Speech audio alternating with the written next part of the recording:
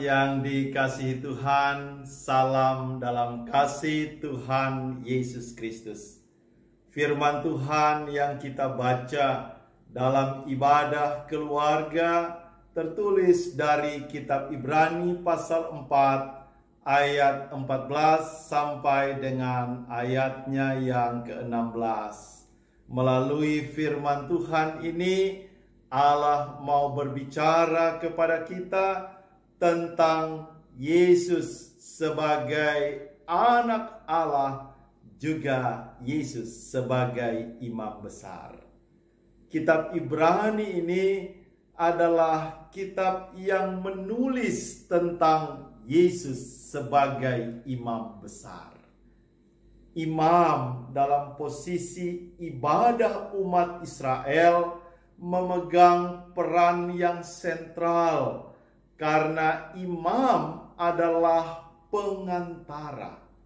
Dialah yang menjadi pengantara untuk membawa pengampunan, pendamaian, serta penghapusan bagi dosa-dosa umat.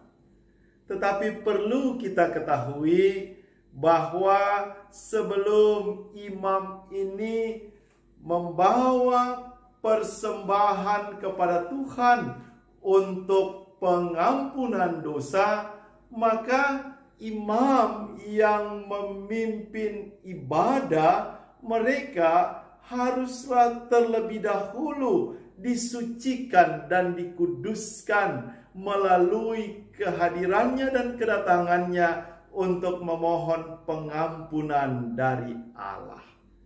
Tetapi melalui surat Ibrani ini jelas dikatakan kepada kita bahwa kita mempunyai seorang imam besar yang telah diutus oleh Allah datang dari sorga ke dalam dunia ini supaya kita beroleh keselamatan, kita beroleh pengampunan, kita beroleh penghapusan dosa.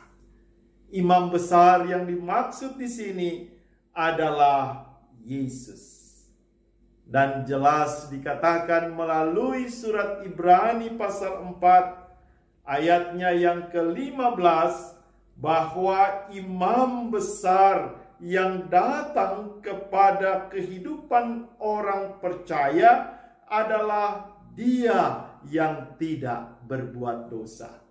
Jadi berbeda dengan imam besar orang Israel. Yesus adalah imam besar yang tidak memiliki dosa. Jadi artinya Yesus adalah pengantara yang sempurna. Dia tidak perlu datang untuk meminta penyucian dirinya, karena dia sendiri adalah imam yang suci dan kudus. Oleh sebab itu, sang penulis surat Ibrani ini mengajak orang percaya supaya datang kepada imam yang benar.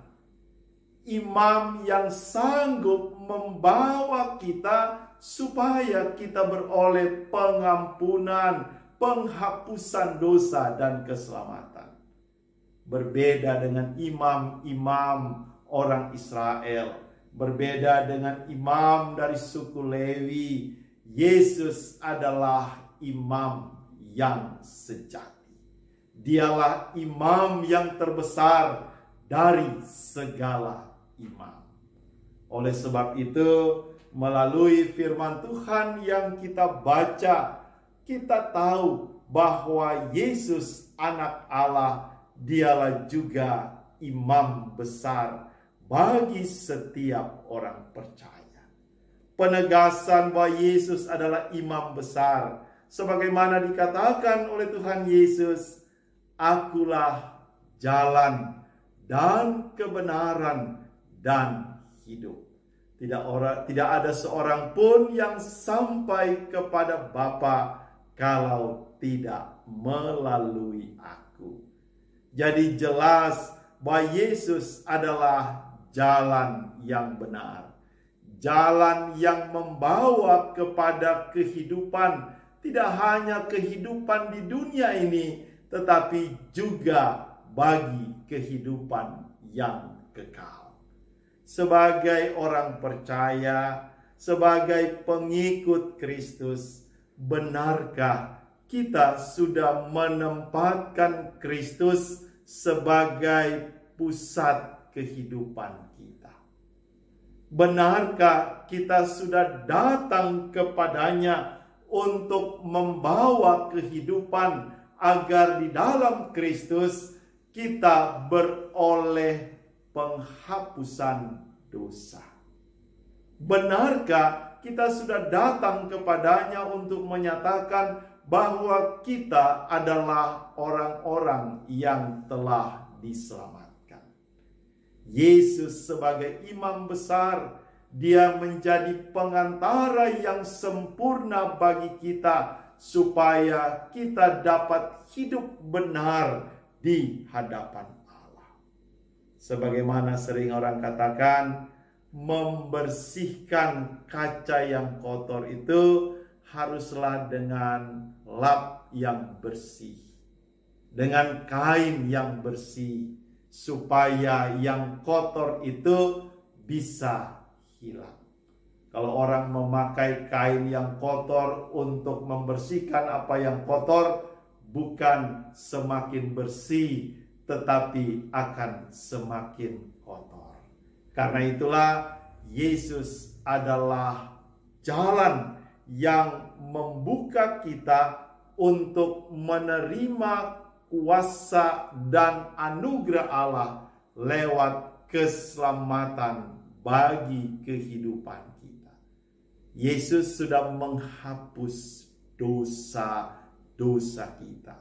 Yesus sudah membuka jalan supaya keselamatan menjadi milik kepunyaan orang percaya. Sekarang, sebagai orang-orang yang telah menerima keselamatan, benarkah pengakuan percaya kita masih tetap? Benarkah pengakuan bahwa Yesus adalah imam besar kita masih menjadi bagian kehidupan? Jangan-jangan sudah pudar, jangan-jangan sudah luntur.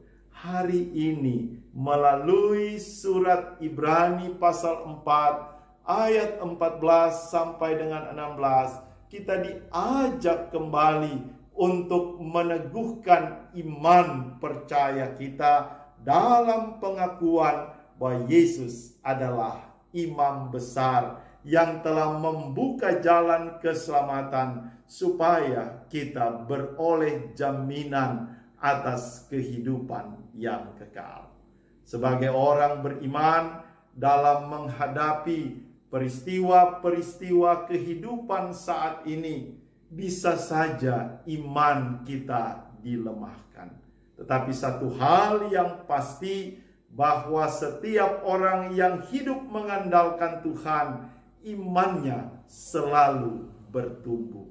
Jikalau iman kita terus bertumbuh dan berkembang, agar kita tetap setia kepada Kristus, percayalah, tangan Tuhan yang kuat, tangan Tuhan yang sanggup menopang dan menolong kita, dialah yang akan memberikan kita pertolongan, supaya di dalam kehidupan yang kita jalani saat ini, walaupun banyak kesulitan, pergumulan hidup, tapi kita percaya dengan hidup mengandalkan Tuhan, dialah yang sanggup menolong, bahkan membawa serta menyertai hidup ini, untuk terus kita memiliki semangat bahwa Allah kita yang hidup adalah Allah yang sanggup menolong dan menopang kehidupan setiap orang percaya. Kiranya Tuhan senantiasa memberkati kehidupan kita, yang menjadikan Kristus sebagai imam besar kita. Biarlah dia layak menjadi imam besar bagi kita, yaitu dia yang menopang dan menolong kita, supaya kita dapat menjalani kehidupan ini dengan hidup terus mengandalkan Kristus sebagai Tuhan dan Juru Selamat kita. Amin.